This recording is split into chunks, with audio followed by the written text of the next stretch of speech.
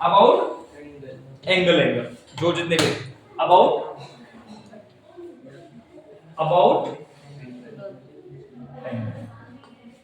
Angle का मतलब है, अब सुनना यहां से कौन कौन से एंगल पे एंगल, तो वो एक्यूट एंगल में बताने वाला नहीं है ना, राइट एंगल बताने वाला ना, ऑब्ट्यूज की ऑलरेडी पता है तो ज्यादा उसकी रिक्वायरमेंट।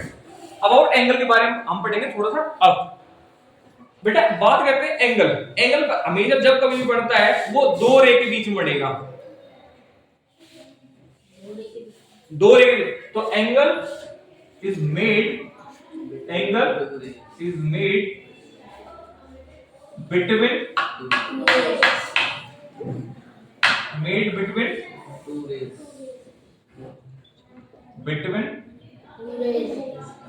To rays. मिनिमम कितनी रेज रिक्वायर्ड होंगी, टू रेज रिक्वायर्ड होंगी, तभी क्या होगा आपका कोई भी एंगल बनेगा। तो एंगल बनने के लिए बात करते हैं, पहला आपका एक्यूट एंगल, राइट एंगल मुझे तो पता होगा, सप्लीमेंट्री ज्यादा बताने की जरूरत नहीं है। फर्स्ट है कॉम्प्लीमेंट्री एंगल, फर्स्ट है कॉम्प्लीमेंट्री एंगल। कॉम्प्लीमेंट्री एंगल क्या होगा, कॉम्प्लीमेंट्री एंगल में क्या होगा कि the sum of two angles of a, the sum of two angles is 90 degree, the sum of two angles is 90 degree is known as complement। चलो बेटा next, अब आपका कॉम्प्लीमेंट्री एंगल में the sum of two angles is 90 degree, तो angle A plus angle B is equal to angle C 90 degree. Very क्या सीखा है। तो एग्जांपल पहला वन, एग्जांपल वन कहता है is are 43 and 47 complementary angle? Yes sir, complementary angle। तो complementary angle में क्या होगा, तो angle A plus angle B is equal to 90 degree, 43 degree plus 47 degree is equal to 90 degree, और 90 degree is equal to 90, that means 47, yes 90 लिख रखा है, 80 लिख रखा है, 90 है। यहां तक क्लियर हो गया। अब part number 2, how to find complement angle, how to find the complement angle, how to find the complement angle, how to find the complement angle। तो complement angle निकालने के लिए तो complement angle is equal to 90 minus given angle, 90 minus given angle, 90 minus given angle। तो जैसे तो क्या example number 2 क्या कहते हैं कि find the complement angle of 50 degree, find the complement angle of the 50, तो complement angle क्या होगा, तो complement angle is equal to 90 minus given angle, तो given angle कितना है, तो 90 minus 50 degree is equal to 40 degree. Clear हो गया, कॉम्प्लीमेंट्री एंगल क्लियर हो गया, कॉम्प्लीमेंट्री एंगल क्लियर हो गया। Yes sir. नेक्स्ट है आपका सप्लीमेंट्री एंगल, क्या है supplementary angle, supplementary the sum of two angles, the sum of two angles is 180 degree, the sum of two angles is 180 degree, means वो कौन सा माना जाएगा, सप्लीमेंट्री एंगल माना जाएगा। एग्जांपल सर 90 डिग्री, हाँ कह सकते हैं 90 degree. are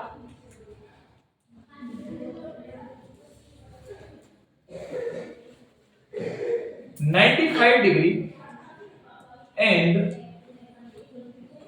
85 degree made complementary angle. Complementary angle. ठीक मीन्स तो प्लस करोगे तो 95 degree plus 85 degree is equal to 180 degree. इसको प्लस करोगे तो 180 डिग्री इज इक्वल टू 180 तो means yes 95 degree and 85 degree Makes 180 degree. make 180 degree. complementary angle Supplementary. supplementary angle Complementary. supplementary clear हुआ supplementary angle. अब second part है how to find the supplement angle. How to find the Supplement. Supplement. तो supplement angle में याद रखना, तो supplement angle निकालने के लिए क्या करना पड़ेगा? Supplement angle is equal to 180 minus given angle. 180 minus Given angle. is known as what? Supplement angle. तो कहता है find the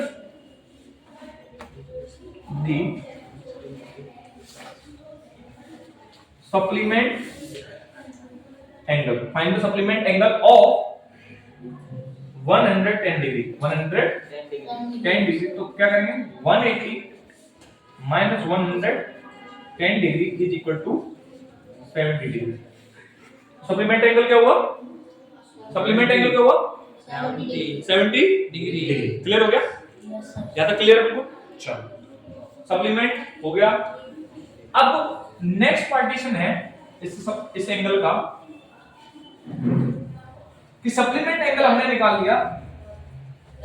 हाँ अब बेटा जब कभी भी कोई एक एंगल दे रखा है और सप्लीमेंट वर्ड है तो 180 में से वो जो एंगल दे रखा है उसको कर देंगे minus. That's it.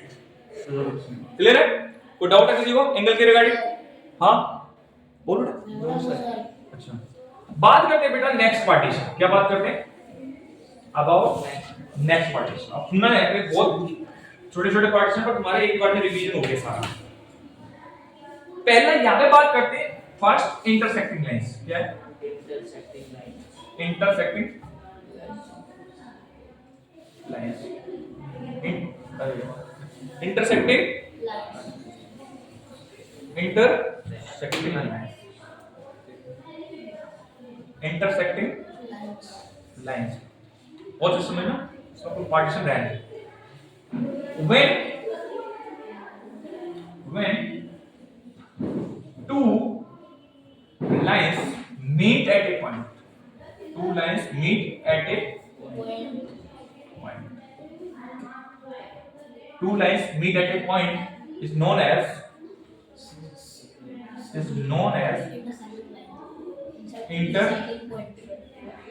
intersecting lines। ठीक है क्लियर हो? हाँ वहाँ पे अगर पॉइंट है तो उसका मतलब जिस पॉइंट पे हम मिलते हैं कोई पता नहीं चीज बाबा कुछ आगे बढ़ने का कोई बेनिफिट नहीं है। बात करते हैं ए और बी। ठीक है देन ए बी सी और डी। ए बी सी डी और वो हो गया तुम्हारा यहाँ। ठीक है अब जो जहां पे दो लाइन इंटरसेक्ट कर रही है क्या कर रही है? इंटरसेक्ट कर रही है। कौन कर रही है? लाइन या मीटिंग पॉइंट। क्या कर? Meeting point of two lines. Meeting point of two lines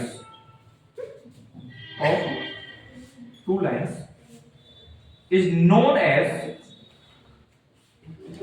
point of intersection। point of point of intersection. Clear हो गया? पॉइंट ऑफ इंटरसेक्शन क्लियर है? अब यहां से कहानी क्लियर हो, यहां तक मैंने क्यों बताया, ये छोटी छोटी चीजें हैं जो हमें बेसिक से पता होना चाहिए, मैं डायरेक्ट टू द पॉइंट बात कर सकता हूं। अब बात करते हैं यहां पे angles, about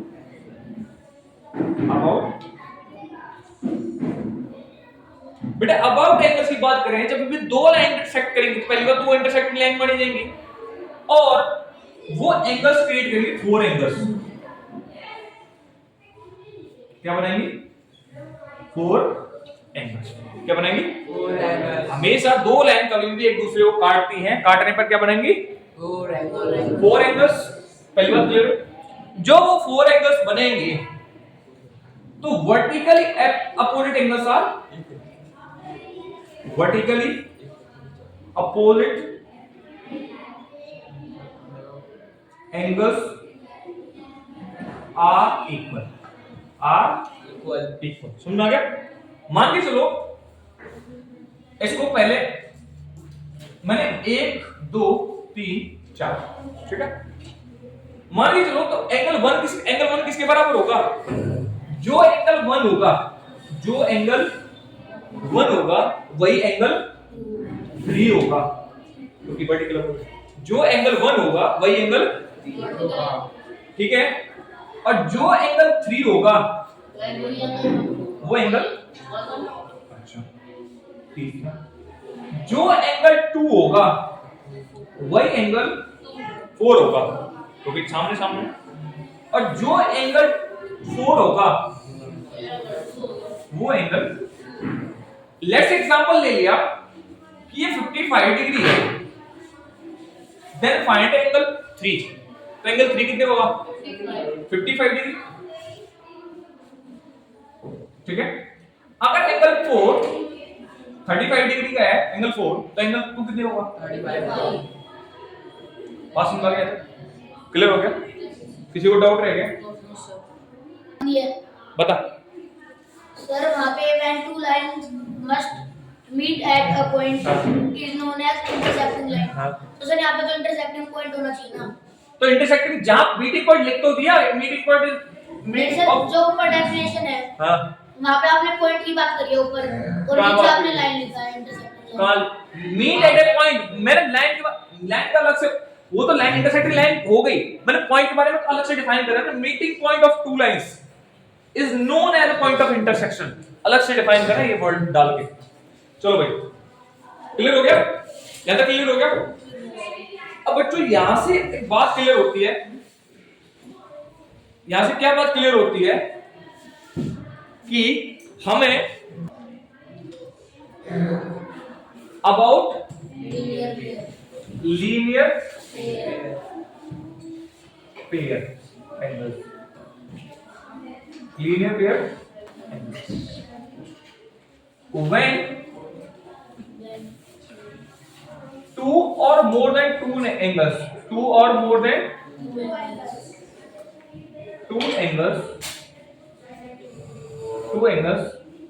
on the same line, same line is known as linear pair। मतलब सारे एंगल किस पे एक ही लाइन पे लाई करेंगे उसको क्या बोलेंगे? Linear pair angles. मान के चलो मैंने एक लाइन ली यहां पे और इधर मैंने एक लाइन तो कितने एंगल बनेंगे? 1 2 3 4, ए बी सी डी, कितने भी एंगल बना सकते हैं? हाँ है तुम्हारे में है, पर दो के लिए तुम्हारे दो के बीच में पूछता है। मान के चलो मैंने तो angle 1 plus angle 2 plus angle 3 plus angle 4 is equal to, चाहे एक एंगल बने, चाहे दो एंगल बने, चाहे 3 बने, 4 बने, दो एंगल तो मिनिमम है, मैक्सिमम कितना? तो हमेशा उस सबका सम कितना होगा? 180 डिग्री, ठीक है? बस समझ। अब देखो यहां तो यहां से कुछ दिखाई दे रहा है लीनियर पेयर कि यहां पे दिखाई दे रहा है कि एक लाइन इधर जा रही है, कौन सी लाइन जा रही है? AB। कौन सी लाइन जा रही है? तो यहाँ पे लीनियर पेयर क्या बन रहा है? एंगल 1 प्लस एंगल 4 क्या बना रहा है? एंगल 1 प्लस एंगल बना रहा है ना इस लाइन को देखते हुए, तो angle 1 plus angle 4 is equal to 180 degree. अब इसको भूल जाओ, अब इसको देखो लाइन को, तो ये लाइन होगी पूरी, लाइन इंटरसेक्ट डली हुई इसके ऊपर, तो एंगल 1 प्लस एंगल 2 समझ रहे हैं, angle 1 plus angle 2 is equal to 180 degree. अब इस लाइन को ले लो, इधर लाइन इंटरसेक्ट, तो एंगल 2 प्लस एंगल 3, तो angle 2 plus angle 3 is equal to 180 degree. Then इधर आ जाओ, तो इस लाइन को लोगे तो angle 3 plus angle 4, angle 3 plus angle 4 is equal to 180 degree. अब इधर आ जाओ, तो एक एंगल 1 प्लस 4 हो गया, 3 प्लस 4 हो गया, ठीक है। तो समझ में आ गया, तो कितने लीनियर पेयर बन रहे हैं, 4। ये किसी ट्रायंगल के आउटर में भी बन सकते हैं, मतलब ट्रायंगल जो होता है ना, मतलब ट्रायंगल जो साइड जुड़ी होती है, उसको बाहर का एंगल निकाल तो लीनियर पेयर से हम निकाल सकते हैं, एक अंदर का हो या एक बाहर का हो, तो साइड वाला भी निकाल सकते हैं इस लीनियर पेयर की प्रॉपर्टी के थ्रू। देखो इससे कैसे एग्जांपल लेंगे, ट्रायंगल याद क्लियर हो गया।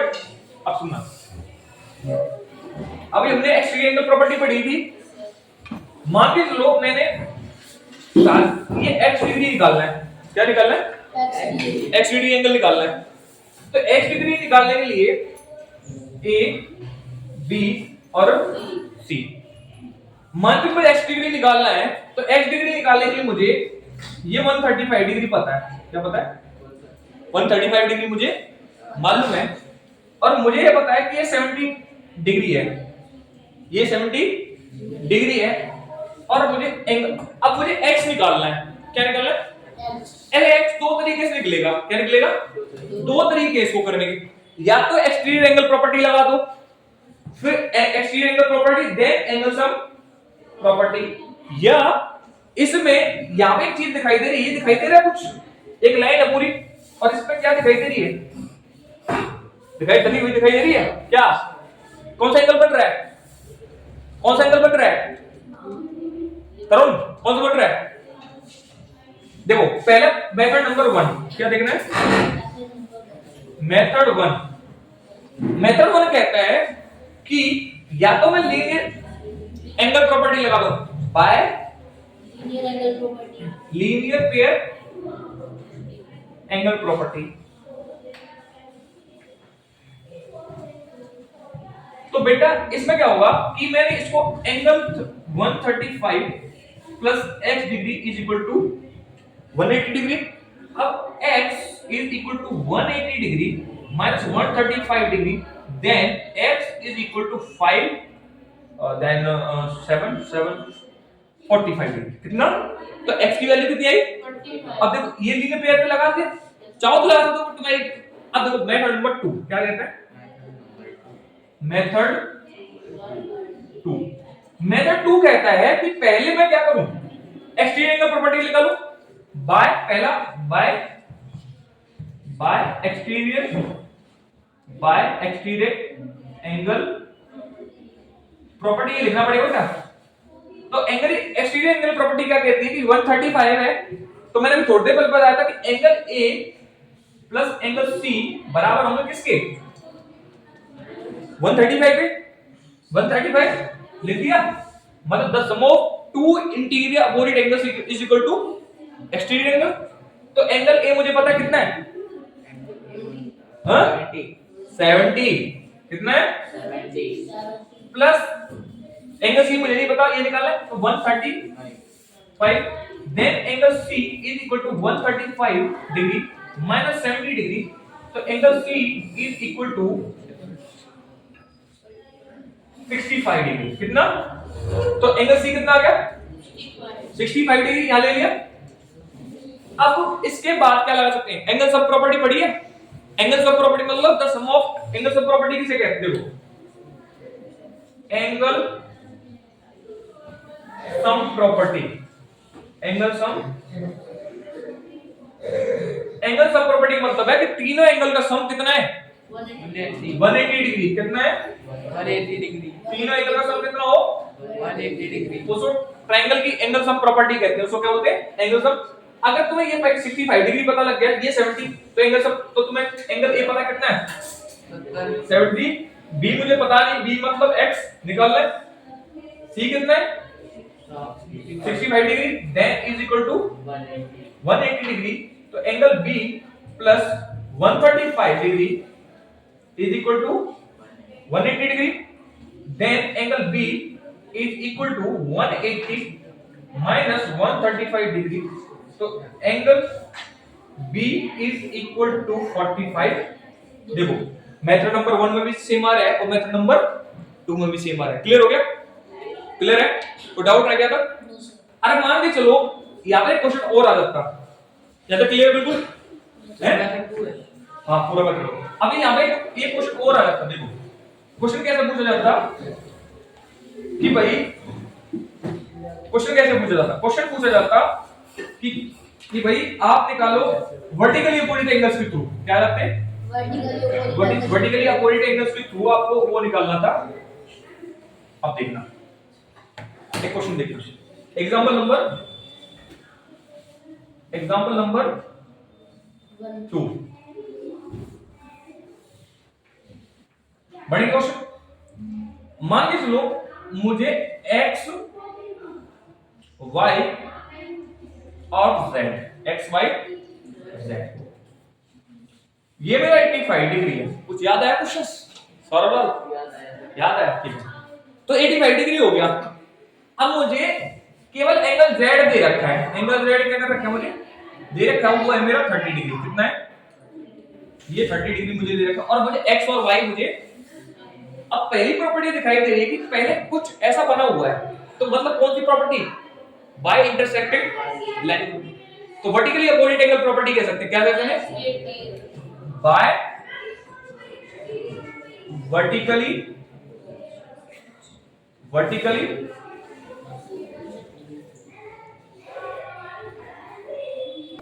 तो बेटा इसमें क्या दिखाई दे रहा है कि एंगल x कितना हो जाएगा?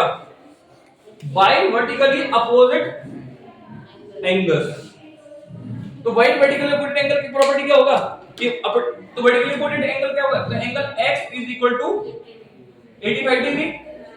अब मुझे एक बात लग गई कि अगर मुझे एक एंगल x 85 डिग्री मिल गया, एंगल z मेरे पास है, तो क्या लगा देंगे हम? Angle sum bye angle sum property. Bye angle sum property क्या कहती है कि भाई तीनों एंगल का सम कितना होना चाहिए? 180 डिग्री। तो angle x plus angle y plus angle z is equal to 180 degree. 180 degree. तो एंगल x कितना है? 85 डिग्री। एंगल y कितना हो गया? नहीं पता, हमें निकालना है। और एंगल z कितना है? 30 डिग्री। देन 180 डिग्री, इसको प्लस कर दो। Angle y plus 5 115 degree is equal to 180 degree. Angle y is equal to 180 degree minus 115 degree. Angle y is equal to 65 degree. कितना हुआ? 65 डिग्री आपका एंगल y निकल के आ गया। क्लियर हो गया? क्वेश्चंस कैसे, मैं सारे क्वेश्चंस करवा रहा हूं जो तुम्हारे बुक के अंदर हैं, सारे निकलते जा रहे हैं। क्लियर हो गया?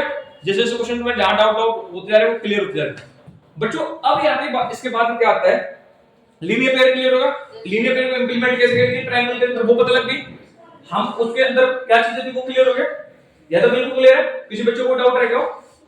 बिल्कुल क्लियर है बच्चों। अब उससे पहले बात करते हैं, इसके बाद आपका लगभग इसका पार्टीशन हो चुका है। जो जरूरत की चीजें याद हमने कम से, अच्छा अभी है, याद है अभी है, अभी एंगल्स के बारे में और पढ़ते हैं। तो एंगल ज्यादा क्लियर हो गया? ज्यादा किसी को डाउट रहेंगे? अब बेटे क्या होता है इसके बाद थोड़ा सा और चैप्टर को ढंग से देखना। बेटा तू ढंग से देखो।